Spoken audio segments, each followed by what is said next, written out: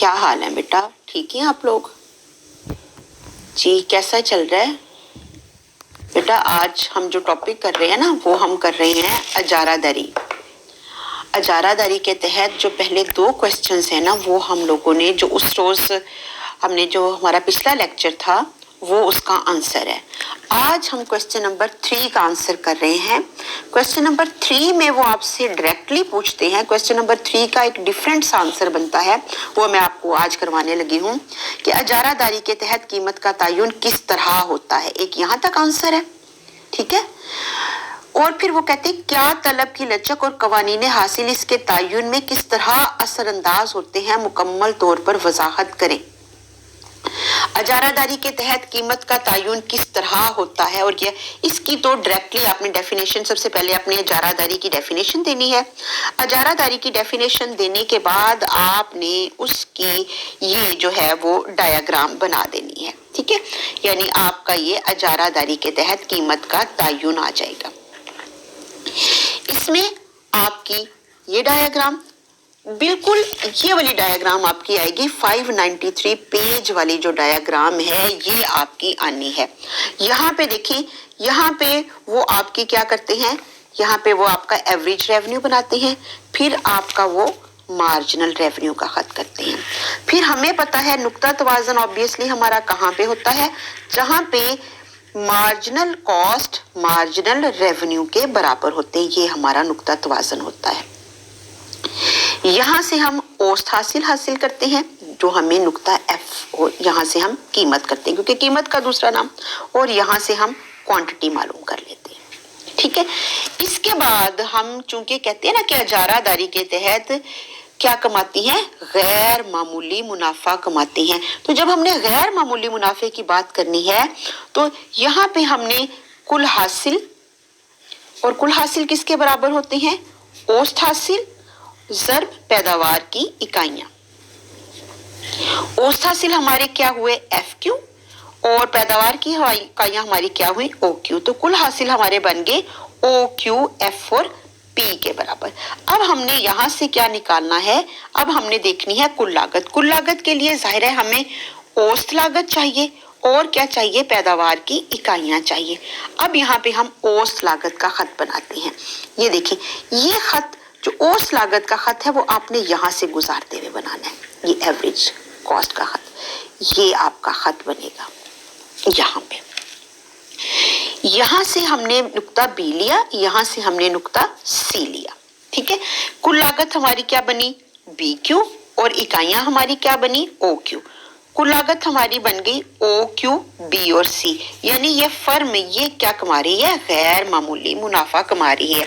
ये है अजारादारी के तहत कीमत का तयन। ये आंसर हमारा कंप्लीट हो गया। अब इसका दूसरा कि क्या तलब की लचक और कवानीन हासिल, देखिए इसके लिए अब आपने इस पॉइंट को लेना। इस पॉइंट को हम नुक्ता एन का नाम देते हैं। यहाँ पे हमारी जो तलब की लचक होती है ना वो इकाई के बराबर होती है। इससे ऊपर हमारी तलब की लचक इकाई से ज्यादा, और इससे नीचे तलब की लचक हमारी इकाई से कम होती है, ठीक है। अब ये डायग्राम बन गए। ये डायग्राम बनाने के बाद अब इसमें जो मजीद ऐड होगा, यानी यहाँ तक तो ऐड होता ही है जो 1 और 2 में ऐड है, अब यहाँ से 3 में से ऐड होगा। अब हमने ये लफ्ज, ये सारा ये डायग्राम बनाने के बाद अब हमने ये सारी की सारी चीज डिटेल से बतानी है कि इस ज़िम्न में एक काबिल जिक्र बात यह है कि अजारादार फर्म अपनी शय की कीमत वहां मुकर्रर करती है जहां इसका खत्ते तलब एवरेज रेवेन्यू, खत्ते तलब एवरेज रेवेन्यू को कहते हैं ना, हाँ जी, इकाई से ज्यादा हो। ये देखें, इकाई से ज्यादा भी उसने अपनी की ना, वो इकाई के बराबर और इकाई से कम पर अपनी कभी भी शय की कीमत नहीं मुकर्रर करती। डायग्राम में हमने देखा कि खत्ते तलब में जो नुक्ता आर है वहां पे तलब की लचक इकाई से बराबर है, नुक्ता एन से ऊपर तलब की लचक इकाई से ज्यादा, नुक्ता एन से नीचे इकाई से कम है, ठीक है। कभी भी वहां पे मुकर्रर नहीं करेगी। अब वो क्यों है, नुक्ता इकाई से कम तो वो बिल्कुल भी मुकर्रर नहीं करती, इकाई के बराबर तो वो कभी कभार किसी हालात में आ भी जाती है, लेकिन इकाई से कम पे वो बिल्कुल भी नहीं आती। क्यों, क्योंकि नुक्ता एन से नीचे फर्म के मुख्तम हासिल मनफी हो जाता है, कुल हासिल में कमी हो जाती है। लिहाजा ये फर्म के लिए ये बेवकूफाना बात होगी ना कि वो शय को ज्यादा मिकदार में पैदा भी करे اور اس سے اس کا کل حاصل بھی کم ہو جائے، تو وہ کیوں نہ اپنی پیداوار کو کم کر کے دیکھیں۔ یہاں پہ یہ دیکھیں، یہاں پہ کیا ہو جائے گا، پیداوار اس کی زیادہ ہو جائے گی، یعنی کیو سے او ایم کرے گی، اور قیمت اس کی obviously کیا ہو جائے گی، نیچے اس کی گر جائے گی۔ تو وہ نیچے اپنی قیمت کیوں لے کے آئے، زیادہ مقدار پر ہے اور چیز کی قیمت کم کیوں کرے، جبکہ اس کو کم مقدار پہ زیادہ قیمت مقرر کر کے اس کو کیا ہو رہا ہے، غیر معمولی منافع حاصل ہو رہا ہے۔ اب جہاں طلب کی لچک اکائی کے برابر ہے یہاں پہ بھی نہیں کرے گی، کیونکہ یہاں پہ مختم حاصل کیا ہوتے ہیں، منفی ہوتے ہیں۔ اب آپ کو پتہ ہے یہ والا جو ہمارا پورے کا پورا پورشن ہے، یہ پیچھے ہم نے اجارہ داری کے تحت اور مکمل مقابلے کے تحت قیمت کے تعین میں ہم نے سارا پڑھا ہوا ہے۔ اب وہ کیا کرتے ہیں، مختم حاصل صفر ہے۔ اب یہاں پہ دیکھیں اس پہ بھی کیا ہو رہا ہے کہ اس پہ اس نے اپنی مقدار کو بڑھایا بھی، لیکن اس کے باوجود اس کی قیمت نہیں بڑھ رہی، تو وہ کیا کرتی ہے، وہ وہاں پہ چیز پیدا کرتی ہے جہاں پہ طلب کی لچک اکائی سے زیادہ ہوتی ہے، لہٰذا جہاں کے اوپر اس کے کل حاصل بھی زیادہ ہوتے ہیں، جہاں پہ فرم منافع میں ہوتے ہیں، اس لیے فرم او کیو مقدار پیدا کرتی ہے، او پی قیمت مقرر کرتی ہے، اور اس طریقے سے طلب کی لچک اکائی سے، لہٰذا ہم کہتے ہیں کہ مصارف پیدائش پازیٹیو ہوں، اجارہ داری کی قیمت ہمیشہ اس نقطے پر کہاں وہاں پیدا کرتی ہے جہاں پہ طلب کی لچک اکائی سے زیادہ ہوتی ہے۔ یہ یہاں سے یہاں تک اور پیچھے سے یعنی یہاں سے سٹارٹ ہو کے یہاں تک سوال نمبر 3 کا ہمارا آنسر بن جاتا ہے، یہاں پہ ہمارا کمپلیٹ ہو جاتا ہے آنسر۔ کوسچن نمبر 1، 2 اور 3 ہمارے آنسر جو ہیں وہ کمپلیٹ ہو گئے، ٹھیک ہے۔ اب یہ والی بات ہے، یہ خیر آپ نے جو ہے آپ کی نالج کے لیے ہونی چاہیے، کیونکہ بعض اوقات وہ پوچھ بھی سکتے ہیں کہ اجارہ داری کی کیا پازیٹیو ایفیکٹس ہوتے ہیں، کیا نیگیٹو ایفیکٹ ہوتے ہیں، اس کے جو ہے وہ معاشرے کے اوپر کون سی اجارہ داری اگر ہو تو معاشرے پہ کون سی اچھی چیزیں ہوتی ہیں، معاشرے میں کون سی بری چیزیں ہوتی ہیں۔ اب ہم یہ دیکھتے ہیں کہ اجارہ داری کے پازیٹیو ایفیکٹ کیا ہیں۔ اس نے کہا سب سے پہلا یہ جی اندرونی اور بیرونی کفایتیں حاصل ہوتی ہیں، فائدوں سے الگ چیز ہوتی ہے۔ اب انہوں نے کہا ہے کہ جب بڑے پیمانے پہ آپ کاروبار کرتے ہو تو ظاہر ہے بڑے پیمانے پہ کاروبار ہوتے ہیں، بہت زیادہ لوگ ہوتے ہیں، ہر کوئی اپنے کام میں ماہر ہوتا ہے، تقسیم کار کا اصول یعنی یہ کام آپ کریں گے، یہ کام آپ کریں گے، یہ کام آپ کریں گے، تو اس طریقے سے ہر شخص ماہر جو ہے اپنا ہوتا ہے، اندرونی اور بیرونی کفایتیں اس کی بڑھ جاتی ہیں، شے کی لاگت پیدائش کم ہو جاتی ہے اور اس کا منافع بہت زیادہ ہو جاتا ہے۔ کیونکہ دیکھیں جب آپ بڑے پیمانے پہ کاروبار کرتے ہو تو آپ کیا کرتے ہو، آپ بہت بڑے پیمانے پہ خام مال خریدتے ہو، وہ آپ کو سستا ملتا ہے۔ آپ جب بڑے پیمانے پہ کاروبار کرتے ہو تو آپ بینکوں سے لون لے سکتے ہو، وہ آپ کو کم جو ہے وہ سود کے اوپر مل سکتا ہے۔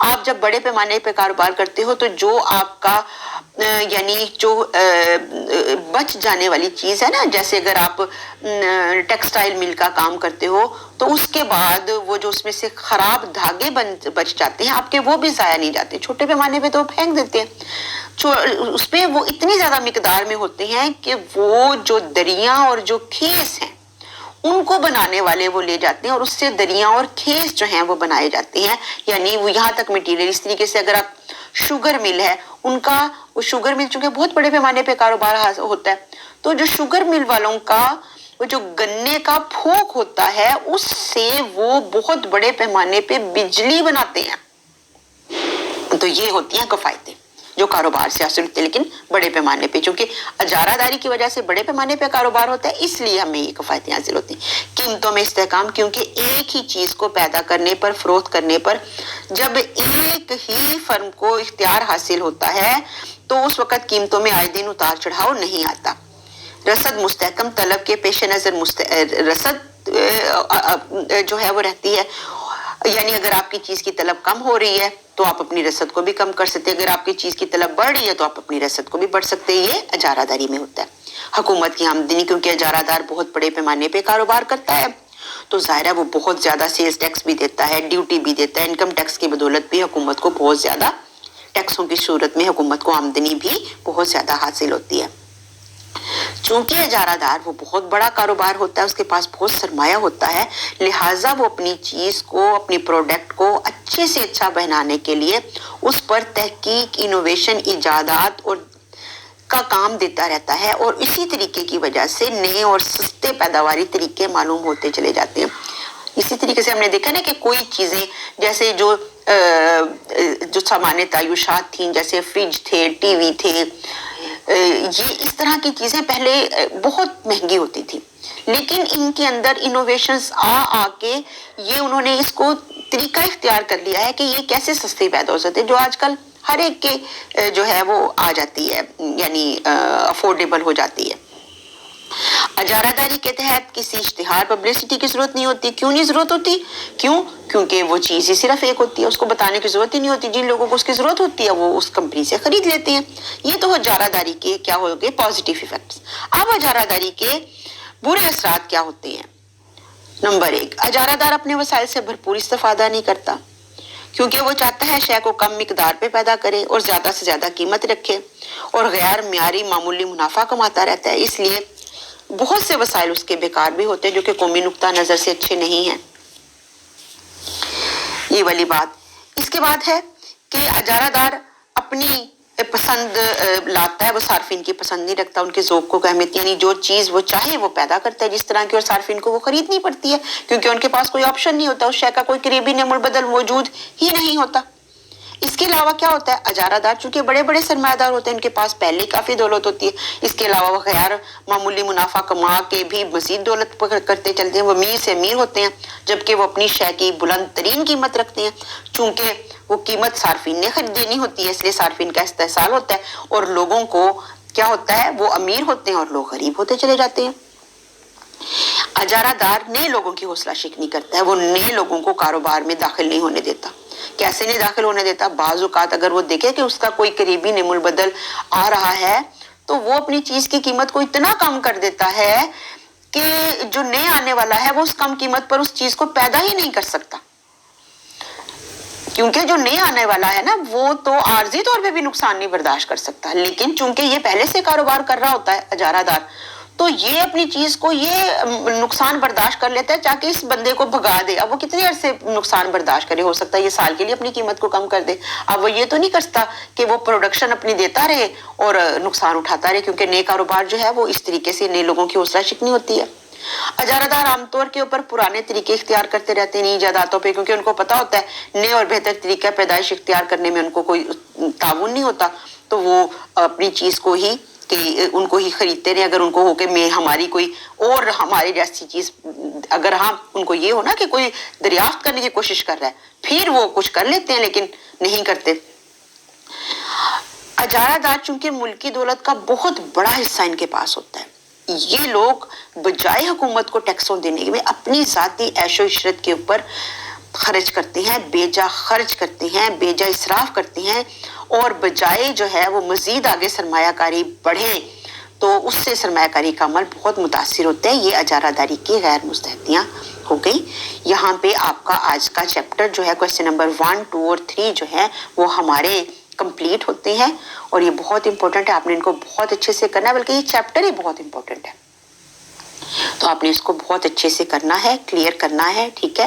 ہو تو آج آپ لوگ مجھ سے واٹس ایپ پہ کچھ نہیں پوچھ رہے ہو، کیا آپ لوگوں کو سارے لیکچر بہت اچھے سے سمجھ میں آ رہے ہیں، سارا کچھ کلیئر ہو رہا ہے، پھر تو بہت اچھی بات ہے۔ لیکن آپ مجھے واٹس ایپ کے اوپر، آپ مجھے ہر لڑکی جو ہے وہ لازمی بتائے کہ کیا آپ لوگوں کو سارے لیکچر بہت اچھے سے سمجھ میں آ رہے ہیں، کوئی آپ کو پرابلمز تو نہیں ہے، ٹھیک ہے؟ چلے جی، ٹھیک ہے جی، اچھا جی، اللہ حافظ۔